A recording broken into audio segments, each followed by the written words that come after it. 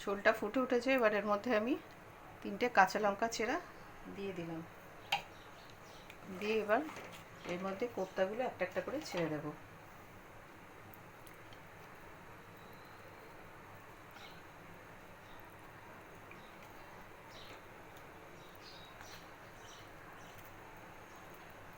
বন্ধুরা, এই রেসিপিটা তোমরা নিরামিষ দিনে অতি অবশ্যই রান্না করে খেও।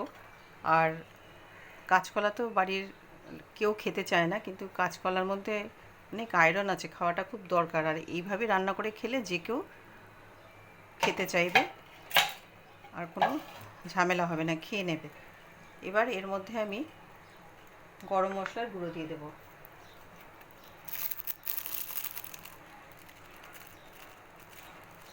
ফোড়নে আমি গরম মশলা দিয়েছিলাম, তো এখানে তাই গরম মশলার গুঁড়োটা একটু কম দিলাম।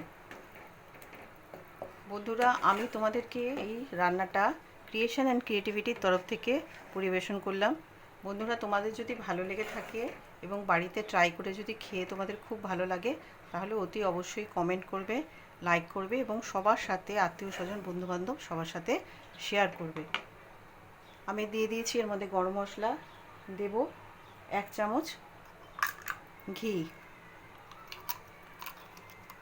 1 চামচ আমি ঘি দিয়ে দিলাম। ঘিটা আমি ঠিক এইভাবে দিই, তাহলে সবটা জায়গায় ছড়িয়ে যাবে। 1 চামচ ঘি দিয়ে দিলাম। দেওয়ার পর আমি কর্নফ্লাওয়ার অল্প করে জলে গুলে রেখেছিলাম, যেহেতু ঝোলটা একটু গ্রেভি গ্রেভি হবে।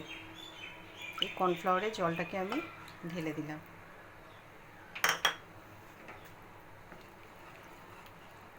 ঝোলটা গ্রেভি গ্রেভি হয়ে যাবে।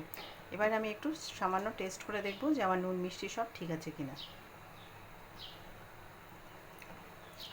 একদম পারফেক্ট আছে। দেখো, ঝোলটা গ্রেভি গ্রেভি হয়ে গেল।